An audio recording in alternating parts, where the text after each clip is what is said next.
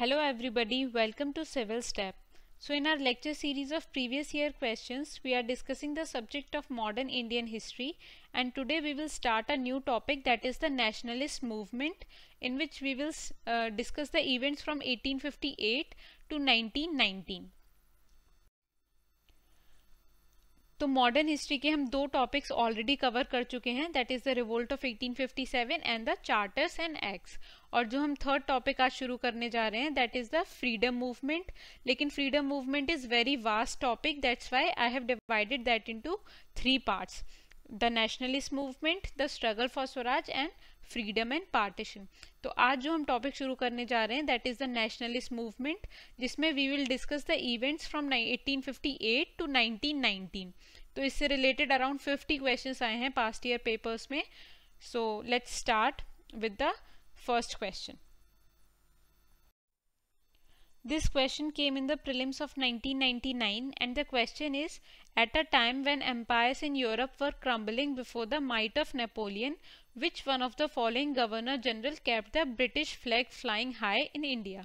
तो इस क्वेश्चन में हमसे पूछा गया है कि when Napoleon was attacking the Europe, उस टाइम पर इंडिया में गवर्नर जनरल कौन था? Our options are William Bentinck, Lord Cornwallis, Lord Wellesley और लॉर्ड हेस्टिंग्स। तो गवर्नर जनरल के टाइम पे जो इम्पोर्टेंट इवेंट्स हुए थे, अगर आपने वो कवर कर लिए हैं तो उससे आप इस क्वेश्चन को इजीली सॉल्व कर सकते हैं। अगर आपने नहीं किए तो you can do that today, and you must do that because that is very important from the point of view of your preparation. क्योंकि आपने देखा होगा कि अगर वो आपने कवर कर लिए हैं तो उससे आप बहुत सारे क्वेश्चंस को सॉल्व कर सकते हैं मॉडर्न हिस्ट्री में। Now let's see what is the answer. Answer is option D, that is Lord Hastings was the Governor General at that time.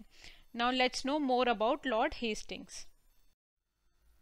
So here we have the picture of Warren Hastings. He was the first governor of the presidency of Fort William and thereby the first Governor General of India from 1773 to 1785. तो जो governor of Bengal की position थी उसको ही रीडेजिग्नेट करके governor general of India बना दिया गया था, and Warren Hastings was the governor of Bengal at that time. That's why he was the first governor general of India.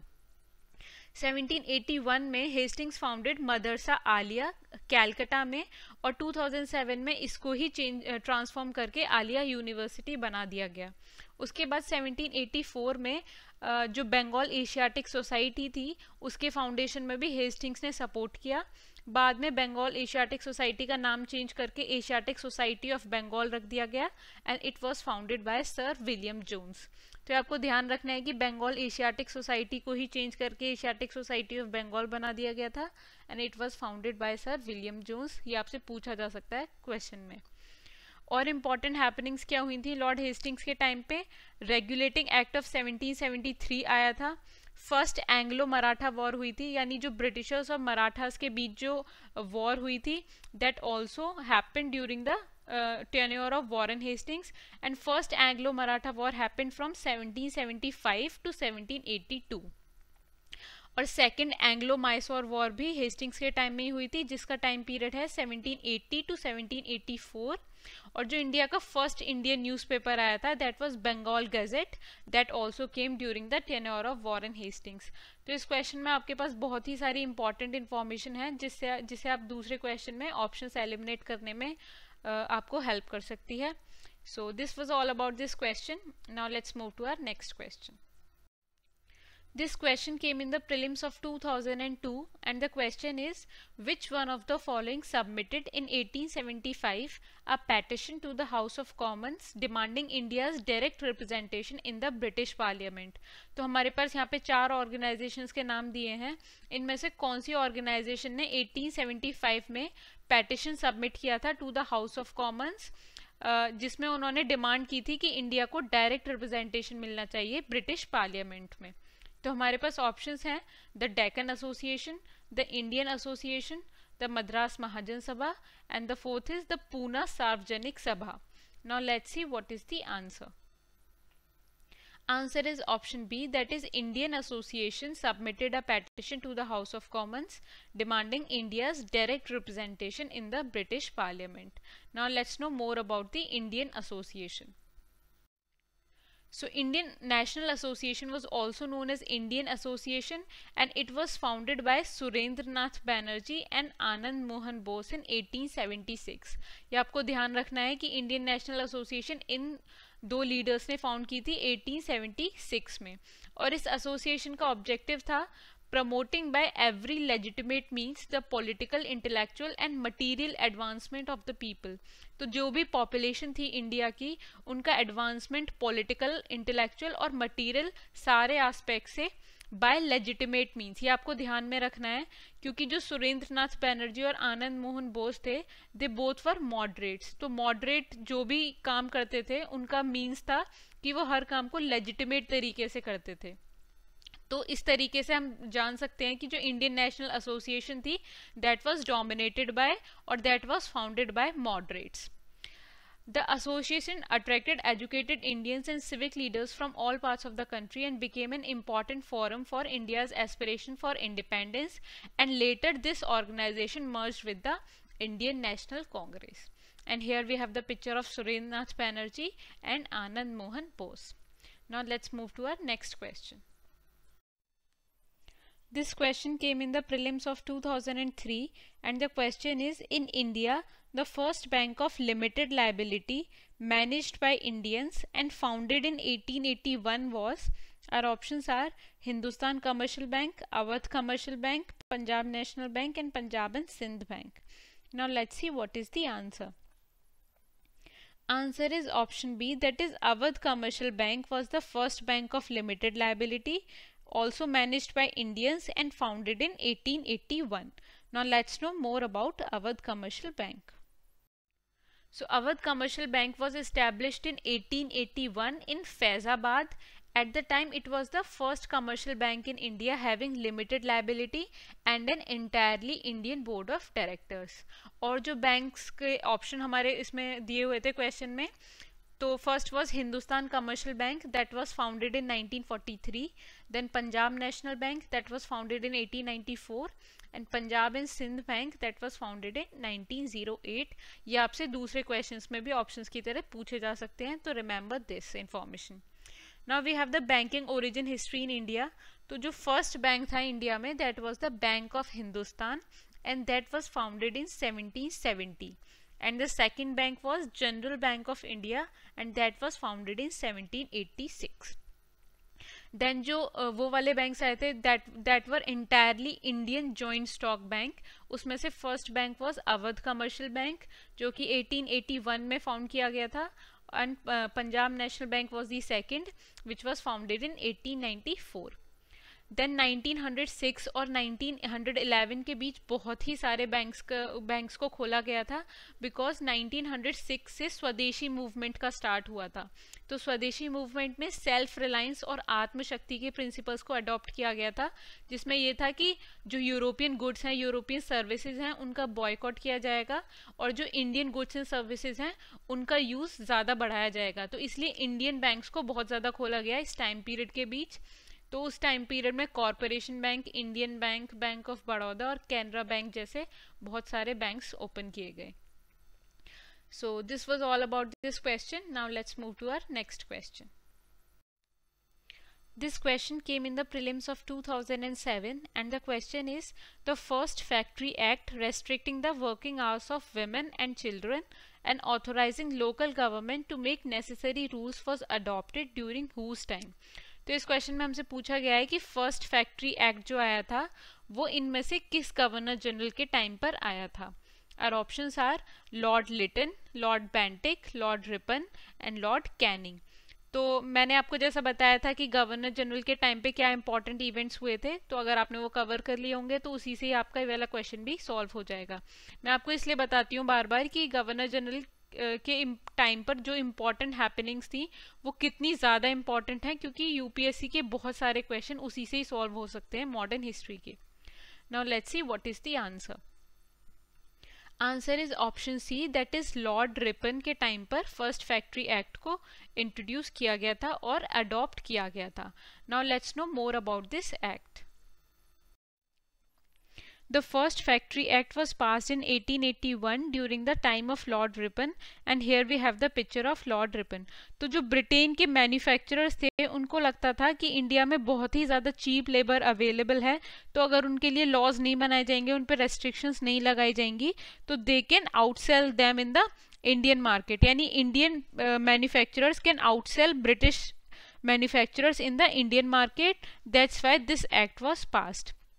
लेकिन इस एक्ट के थ्रू कुछ अच्छी चीज़ें भी हुई जो इंडियन लेबरर्स के लिए बहुत ज़्यादा हेल्पफुल थी, क्योंकि इस एक्ट से पहले लेबरर्स और वर्कर क्लास के लिए कोई भी रूल्स एंड रेगुलेशंस नहीं थी कि उनको कितने वर्किंग आवर उनको काम मिलना चाहिए, उनकी सेफ्टी के लिए क्या है, उनको क्या क्या राइट्स होने चाहिए. तो इस एक्ट से पहले ऐसा कुछ भी नहीं था. लेकिन इस एक्ट के बाद कुछ प्रोविजंस इंट्रोड्यूस किए गए लेबरर्स के लिए और वर्किंग क्लास के लिए. तो this act primarily dealt with the problem of child labour. और इस एक्ट में बताया गया कि जो भी चिल्ड्रन है 7 से 12 की एज के बीच में, they would not work for more than 9 hours. और एक मंथ में 4 हॉलीडेज मिलनी चाहिए बच्चों को, और डेंजरस मशीनरी की प्रॉपर फेंसिंग होनी चाहिए. ये प्रोविजन लाया गया for the safety of children and women. और सेकंड फैक्ट्री एक्ट फिर एक्ट पास किया गया था 1891 में. तो फर्स्ट आया था 1881 में एंड सेकंड आया था 1891 में. और इम्पॉर्टेंट हैपनिंग्स हुई थी लॉर्ड रिपन के टेन्योर में. That were repeal of vernacular press act, first factory act was also passed, and Ilbert bill was introduced. So these were the major happenings during Lord Ripon tenure. So this was all about this question. Now let's move to the next question. This question came in the prelims of 2003, and the question is, with reference to colonial rule in India, what was sought by the Ilbert bill in 1883. तो जो 1883 में Ilbert bill आया था, what was sought in that bill? First is to bring Indians and Europeans at par as far as the criminal jurisdiction of courts was concerned. Second, to impose severe restrictions on the freedom of the native press as it was perceived to be hostile to colonial rulers.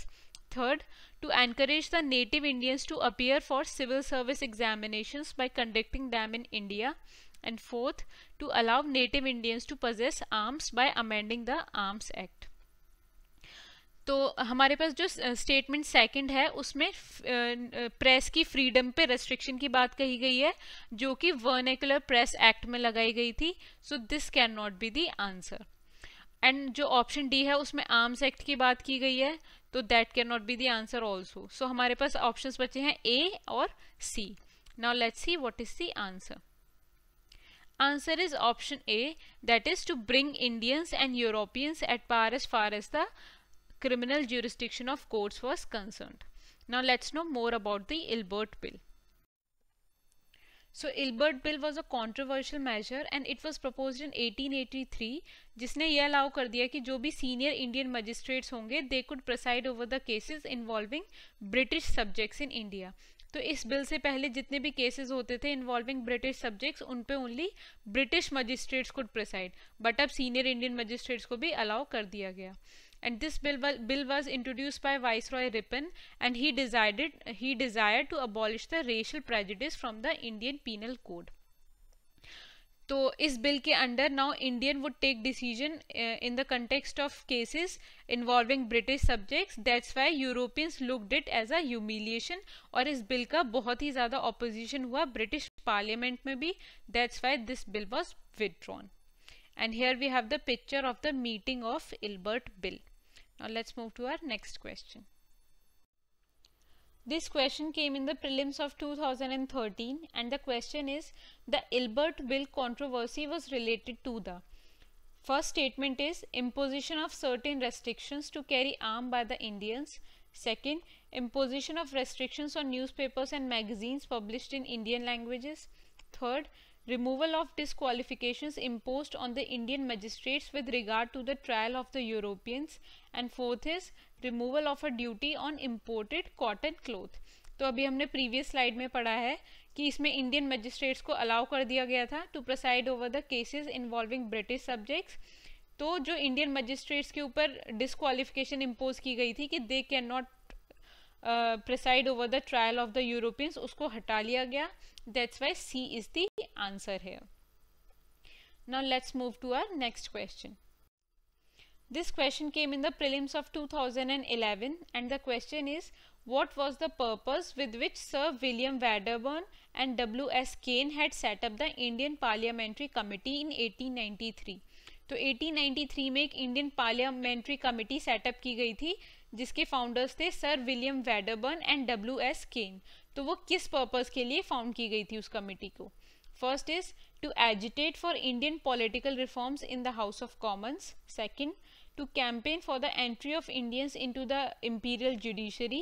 Third, to facilitate a discussion on India's independence in the British Parliament. And fourth is to agitate for the entry of eminent Indians into the British Parliament. Now let's see what is the answer. Answer is option A, that is to agitate for Indian political reforms in the House of Commons. Now let's know more about this topic. So जो William वैडरबर्न थे, here we have the picture of him. He was a Scottish civil servant and politician in India. And he entered the Indian civil services in Bombay in 1860. He also served as district judge and judicial commissioner in Sindh. He also acted as a secretary to Bombay government, judicial and political departments, and from 1885 acted as judge of High Court, Bombay. तो उनके पास बहुत ही ज़्यादा important positions थी, and he also contributed a lot to the Indian political environment. So during his service in India, Wedderburn's attention was focused on famine, the poverty of the Indian peasantry, and the problem of agricultural indebtedness, and the question of reviving the ancient village system. तो Wedderburn का जितना भी attention था that was on the rural India. तो rural India में जो famine की problem थी, पॉवर्टी की प्रॉब्लम थी, एग्रीकल्चर इंडेटनेस की प्रॉब्लम थी, तो उन सारी प्रॉब्लम्स को सॉल्व करने के लिए ही सर्व्ड इन इंडिया. और 1885 में एओ ह्यूम के साथ he was also the founder of Indian National Congress. और 1889 और 1910 में he also served as a president to the Indian National Congress. He form the Indian parliamentary committee, जो हमसे क्वेश्चन में पूछा गया था, with which he was associated as chairman from 1893 to 1900. तो 1893 से 1900 तक he was the chairman of this committee. So this was all about William Wedderburn. Now let's move to our next question. This question came in the prelims of 2012 and the question is, during Indian freedom struggle, the National Social Conference was formed. What was the reason for its formation? Statement first is, different social reform groups or organization of Bengal region united to form a single body to discuss the issues of larger interest and to prepare appropriate petitions or representations to the government. Second statement is, Indian National Congress did not want to include social reforms in its deliberations and decided to form a separate body for such a purpose. Third is, Behramji Malabari and M.G. Ranade decided to bring together all the social reform groups of the country under one organization. And fourth is, none of the above. Now let's see what is the answer. Answer is option B, that is, जो Indian National Congress थी वो अपने agendas में और deliberations में social reforms को include नहीं करना चाहती थी. That's why they decided to form a separate body for the social reforms purpose. That's why the National Social Conference was formed. Now let's know more about this. So Indian Social Conference was founded by M.G. Ranade and Raghunath Rao. तो M.G. Ranade और रघुनाथ राव इसके founders थे and it was the social reform cell of the Indian National Congress. तो जो Indian Social Conference थी, National Social Conference जो थी, वो इंडियन नेशनल कांग्रेस का ही पार्ट था. It was the social reform cell of Indian National Congress and its first session was held in Madras in December 1887. तो ये इंफॉर्मेशन आपको ध्यान में रखनी है कि when it was founded 1887 में इसका फर्स्ट सेशन हुआ था, मद्रास में हुआ था और इसके फाउंडर्स थे M.G. Ranade and Raghunath Rao. And this conference used to meet annually and focused attention on social reform. और इस कॉन्फ्रेंस ने किन किन इश्यूज को एडवोकेट किया था? इंटरकास्ट मैरिजेस के लिए और कुलिनिज्म और पॉलीगैमी को अपोज किया गया था. इस ऑर्गेनाइजेशन ने एक फेमस प्लेज मूवमेंट को भी लॉन्च किया था, which inspired people to take an oath to prohibit child marriage. तो चाइल्ड मैरिज के अगेंस्ट भी इन्होंने मूवमेंट स्टार्ट किया। सो इस तरह के जो भी सोशल रिफॉर्म्स थे जो कंट्री में रिक्वायर्ड थे, उन सबको करने के लिए, उन सबको प्रीच करने के लिए, उन सबको बढ़ावा देने के लिए इस ऑर्गेनाइजेशन को स्टार्ट किया गया। So this was all about this question. Now let's move to the next question. This question came in the prelims of 2008 and the question is, who among the following used the phrase un-British to criticize the English colonial control of India? तो इनमें से कौन से leader ने अन-ब्रिटिश का phrase use किया था English government को क्रिटिसाइज करने के लिए, इंग्लिश कंट्रोल को क्रिटिसाइज करने के लिए? Our options are Anand Mohan Bose, second Badruddin Tyabji, third Dadabhai Nehroji, and fourth is Firoz Shah Mehta. Now let's see what is the answer. Answer is option C, that is Dadabhai Nehroji used this phrase. और अगर आपने थोड़ा भी पढ़ा है दादाभाई नौरोजी के बारे में तो you must already know that Dadabhai Nehroji also wrote the book The Un-British Rule of India. तो वहाँ से भी आप इसको कनेक्ट करके इसका आंसर कर सकते हैं. Now let's know more about Dadabhai Nehroji. Here we have the picture of Dadabhai Nehroji, and he devoted his entire life to the national movement and came to be known as the Grand Old Man of India. और India के first economic thinker भी दादाभाई नेहरूजी थे और उन्होंने अपनी writing में show किया और उन्होंने बताया कि जो इंडिया की पॉवर्टी का बेसिक कॉज है वो है British exploitation of India and the drain of its wealth. तो जो ड्रेन ऑफ वेल्थ का फ्रेज है जो बहुत बार क्वेश्चंस में यूज किया जाता है, that was given by Dadabhai Nehruji. He was also elected as president of the Indian National Congress thrice. तो उनको 3 बार इंडियन नेशनल कांग्रेस का प्रेसिडेंट चुना गया. और 1866 में उन्होंने एक ऑर्गेनाइजेशन सेटअप की, that was east India association in London, to discuss the Indian question and to influence the British public man to promote Indian welfare. तो जो ईस्ट इंडिया एसोसिएशन थी वो किसने सेटअप की थी? दादाभाई नेहरूजी ने. कौन से ईयर में? 1866 में, to promote Indian welfare in London. तो ये इस सेंटेंस से हमें 3 इंफॉर्मेशन मिली है ईस्ट इंडिया एसोसिएशन के बारे में. So guys, this was it for today's video. इसके आगे के जो भी इवेंट्स हैं वो हम आगे के पार्ट्स में पढ़ेंगे. Till then, good luck for your studies. Bye bye.